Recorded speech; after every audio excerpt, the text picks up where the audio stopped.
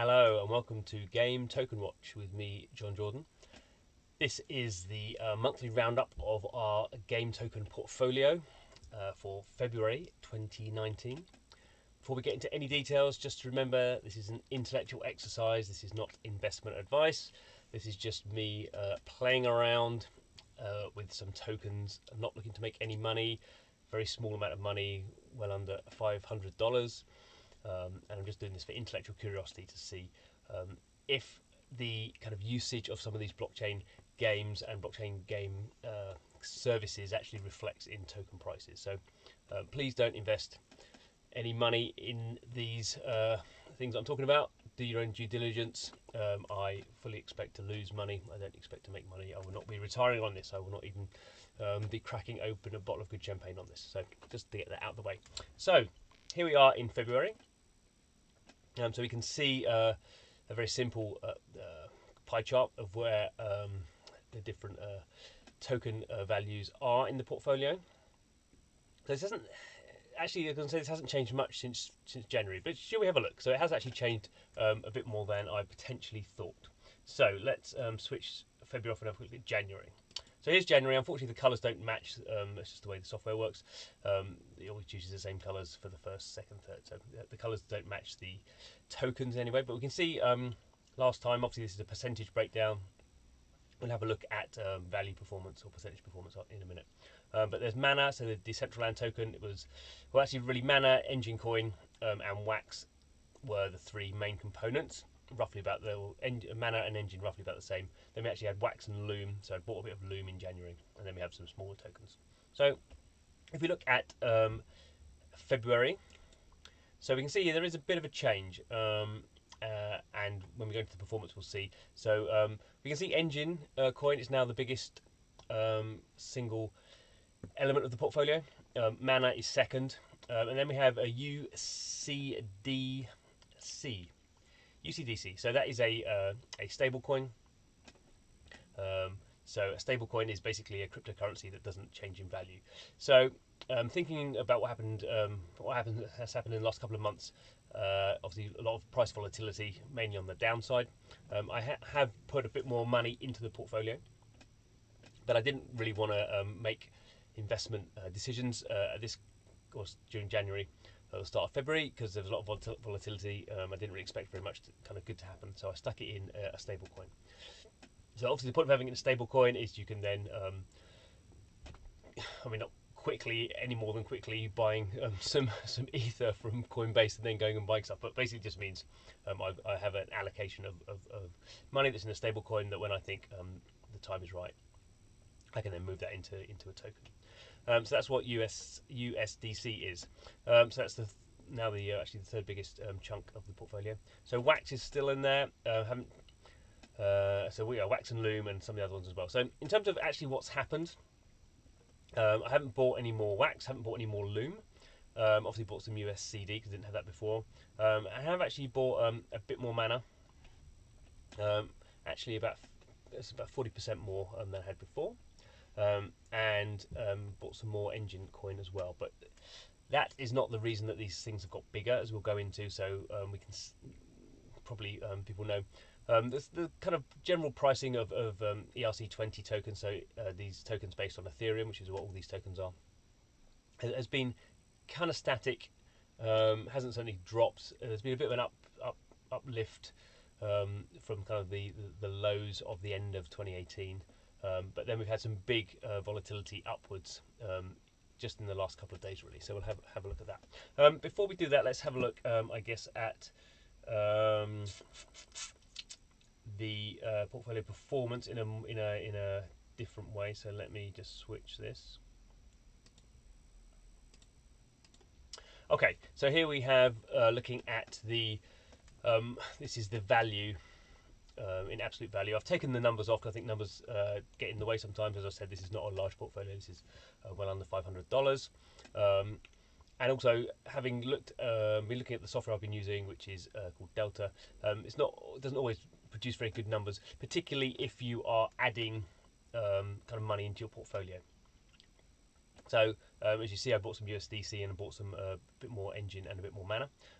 So you can see the value now is much higher than it was even at the kind of peak in mid-November, before we had this big kind of crypto winter thing going on. But partly that's due to the token performance, and partly that's due to me just putting more money in the portfolio. So I have to be a little bit wary of that. So again, this is reflected in this kind of percentage figure. So in terms of this portfolio, in terms of its total value, how it's performed, it's down 6%, but that includes me putting more money in. So that's a bit of a dangerous kind of red herring, but that's what the numbers are, so put it in there. And this gets a bit more interesting in terms of where we are at the moment. What happened in February is we have this weekly increase. No more money went in during that period of time, and we're up 14%. And we can see here, you know, we were down really towards the end of February. Actually, that's the end of January. This is February here. So the end of January, we kind of hit this kind of nadir again, and now we've seen a very strong uplift. Now the first half of this has been me just putting more money in, and this bit here has been through the performance of the actual token. So let's go and have a look at those tokens and kind of try and unpick carefully what might have been going on. Okay, so looking at this just through a basic website, CoinGecko, lots of other different ways of getting the same data. This is just the USD pricing data for Enjin Coin and kind of some of the data that's going on with it.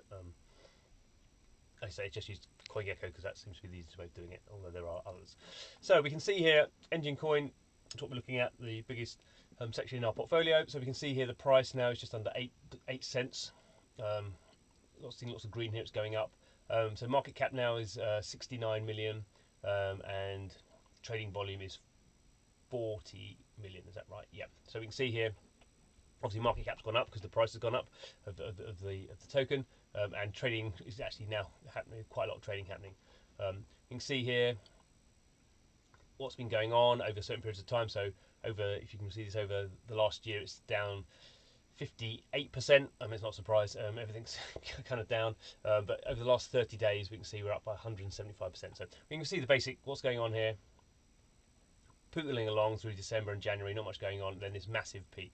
So we are, where are we? So 25th of February, 26th of February, got this massive peak going up, and it's it's dropped off a little bit, but it's holding now. So almost hit 10 cents, up from a low of about 4 cents. So still very small cap. So what's happening here? So it's always dangerous to basically go, a token has increased a lot in value or decreased a lot in value, and then go around looking for reasons why that's happened. That's kind of something to be careful about. In this case, though, what has happened is Samsung has released its new S10 phone, or announced its new S10 phone, and announced it has a cryptocurrency feature in it. And as part of that announcement, it had the Enjin Wallet. So Enjin, company behind them, Enjin, do lots of different things. They're mainly a game developer, a platform developer. There's various games being made for their platform, none of which are live yet. They have their own, obviously, ERC20 token. They also have their own kind of side chains. They have their own block explorers. I mean, they do quite a lot of different things. One of the things they do and have had for a while is a mobile crypto wallet. It's a pretty good one. They've added kind of a lot of features over the months. They do quite a nice. Recently, they've added quite a nice kind of decentralized exchange feature. So they integrate Kyber Network and Changelly and Bancor. So you can basically transfer ERC20 tokens. Not all of them, but actually quite a large range. They can just do those within those kind of decentralized apps. So it's quite a fully featured wallet in terms of the ERC tokens exchanges. Or you can also, they've started to do NFT, non-fungible token stuff from their games that they've airdropped some stuff in as well. So there's stuff going on with their wallet, but the big thing is here, they were one of, I think, of only 4 companies that were kind of highlighted as part of this Samsung S10 deal. So there's still a little bit of uncertainty about that. It's not been officially announced by Enjin or by Samsung as far as we can see. But clearly, I don't think it's too preposterous to say this has caused this massive spike. So a massive spike has happened. It's mainly a speculative spike because at the moment, there's going to be a lot of S10 phones being sold because Samsung high-end phones sell a lot. It doesn't mean people are going to be using cryptocurrency, and doesn't necessarily mean people are going to be buying Enjin. So, but that's what we see. for Enjin, and that's why we have this very very strong price spike. So yeah, I can't say clever me for expecting that. I didn't expect that, but obviously that's the reason that the Enjin part of the portfolio has performed really well just over this period of time. So now looking at the second biggest part of the portfolio, that's Mana, Decentraland. So Decentraland is a kind of user-generated content platform with kind of strong VR elements, strong kind of game elements, but just a Second Life. It's not live yet, but people are building stuff in there. Has very strong community support. Has done for a number of years. ICO'd in 2017. So we can see here again price in green. So it's about 4 US cents per token. So again a very small kind of cap. Market cap gets smaller than Enjin because Enjin's just shot up. But 40, what are we talking about there? $54.5 million market cap, and trading volume is about 7 million. So it's much kind of a bit smaller market cap, much smaller trading volume. It's not quite such a speculative token as some of the other ones, but it, as I say, has a strong community. If you look at what's been happening, again, over a yearly basis, down 62%. Actually, Mana performed less badly than lots of other ERC20 tokens during 2018. But again, we have this kind of we're in green for certainly for the last month, and again we can see a bit like Enjin, it's going down. So had a big drop again in January, and then kind of pooted around the bottom. So we were down here. What are we? Almost 3 cents per token, and then we have this again over a small period of time, and it's roughly actually the same time as the Enjin one. It's actually a day later or so. We get this other kind of uplift. So we're going there from under 3.6 up to a peak of, what are we there? Over 5, and it dropped off again. So we're still over 4. So not quite as a bigger peak as Enjin, and there's no real reason for this to happening. I mean, the interesting thing about Decentraland, there's always stuff going on there. They did a big land. They've done 2 land sales, which is land is one of the you need to buy land in order to build stuff in Decentraland. They did 2 big sales, one at the end of December, and they're kind of still rolling out kind of more tools so people can build things. So there's always a lot kind of going on there, but it's for developers really. It's not open for users yet. So there's not really a lot of utility, but we can see here again. This is the on the bottom graph here. We're looking at the kind of volume of tokens, and there's a lot going on here. So I think this is a little bit of a rebound from Enjin, and Decentraland is one of the better known game tokens. I think there's just a bit of a rebound going on here from Enjin, but I still do I think Decentraland is going to has an interesting roadmap for 2019, which is why I'm still certainly holding it. And kind of interested in seeing how they can onboard users, and if they certainly have a good economic case for utility of Mana once they get the platform kind of up and running. So I'm not going to spend too long on Wax. I often talk about Wax in previous videos. If you want to know more about Wax, go and check those out. I've spoken about Wax quite a lot. So market cap now 39 million, very small trading volume. So Wax is a marketplace. The issue with Wax is it ICO'd on Ethereum, so it has an ERC20 token, which is what Wax is. But Wax itself, when it goes live, is a EOS-based project. It's a soft fork of EOS. So at some point in the next, probably next few months, 3 months perhaps, I think it's Q2. They're saying they're going to basically have to do a token swap. So a 1-for-1 token swap. ERC20 token is going to be swapped for the native EOS token. So the problem with Wax is no utility at the moment at all, and no planned utility for this token. So this is a purely speculative scenario. If you look at what's been going on, a year actually down 87%. I mean, there's noise here. There's kind of stuff going up and down. So we actually, like most of the tokens, we kind of in January is pretty bad, but it just kind of just pootles around. So we're here about 3.5 cents. But there's not a lot going on here. You do occasionally get these very big kind of single spikes, but there's nothing really with Wax at the moment to recommend it. It is a purely speculative kind of buy, and there are other tokens now that are built around projects that are actually doing something. So with Wax, we're in a little bit of a scenario until we know more what's going on in terms of their EOS chain going over and the token swap. I don't think we're going to see much activity. When it gets close to the token swap, we might start to see a lot of volatility then, because it will get back in the news. But at the moment, there's not a lot of news around Wax. So a new token to look at in these videos is Loom, the Loom network token, Loom. So here we go. So as much as it means anything, but just over 5 US cents per token. Market cap is just under $33 million. Trading volume 3.6 million, so fairly good trading volume. What's been going on with Loom? So Loom is a Ethereum sidechain, so basically that's just a way of scaling Loom. Scaling Ethereum, so you get much faster transactions, you lose a bit of security, and basically you have a kind of a more centralized, decentralized system using Loom, but it's very fast because not all the blocks have to record and validate all the transactions. So Loom is just starting up now. It's just starting to put its first validation nodes in, which are third-party nodes. You can now just start, over the last kind of 2 weeks, people have been able to buy Loom, the ERC20 token, and put it through a kind of portal and actually start staking into these validator nodes.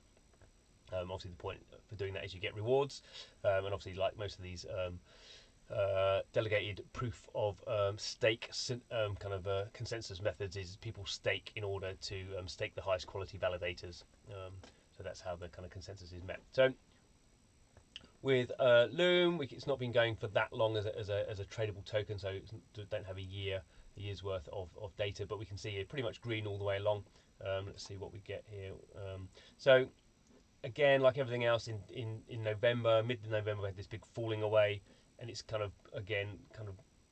found a steady base, getting a bit of an uplift now. And I think that kind of comes from, it looks more dramatic when you're down in the weeds, doesn't it? But that's kind of happening because they are starting to add more validator nodes. People are starting. I think there's now about $2 million of Loom, which has been staked in these validator nodes. So we're starting to see some sort of activity happening there. There are quite a lot of games that are testing on the Loom network at the moment, some of which are actually live. These are not yet large-scale games. These are all fairly small scale games with maybe a couple of thousand users. But it's kind of validation of their wider philosophy. So we're looking to see that kind of Loom network scaling up in terms of the amount of projects, the amount of dApps using it. And again, in the short term, I'm quite interested in Loom. I think, if any project is going to see, if we expect to see an uptick in token value based on the amount, or based on usage, or based on kind of actual usage, real life usage, then Loom is a good test case to see. And the staking mechanic's quite nice because obviously you get the small interest rate as well. That's in a sense a bit dangerous because that's not going to deal with the volatility you're going to get in the token price. But at the moment it's nice to mess around with. It's nice to buy some Loom and stake it and just kind of see how that process works. So that's kind of where I'm at with Loom. And the final token I thought we'd look at today is THETA. So a very small amount of THETA. THETA's a pretty interesting project. So it's basically a peer-to-peer video content distribution platform. Which again is not game specific, but it's for a kind of first use case. It's looking at games because game streaming is obviously very big business and very high volume. So looking at THETA, so $14 per token. Excuse me. So market cap is $99 million. That's actually the biggest of the ones we're looking at. Trading volume is actually pretty good as well, just under $25 million worth of 24-hour trading. Okay, so been going for a year, so actually year's performance is pretty good, just down 6%. Let's have a look here. And again, so we kind of see, if we look back into 2018, we see the big drop off in November, and then interestingly we immediately see a big spike up again. Again, it does go down again. And then what are we? So over 30 days, over a month, we've got 172%. So a pretty strong uplift there. Now THETA is starting to test its network. It's still in early stages of testing, but again, a bit like Loom, you're actually starting to see proper use cases, proper people using this, proper stuff going on, rather than it being a particularly speculative token price. I mean, obviously at this stage, all these token prices are very speculative. You know, any press release, any kind of gossip can make these things spike 100%.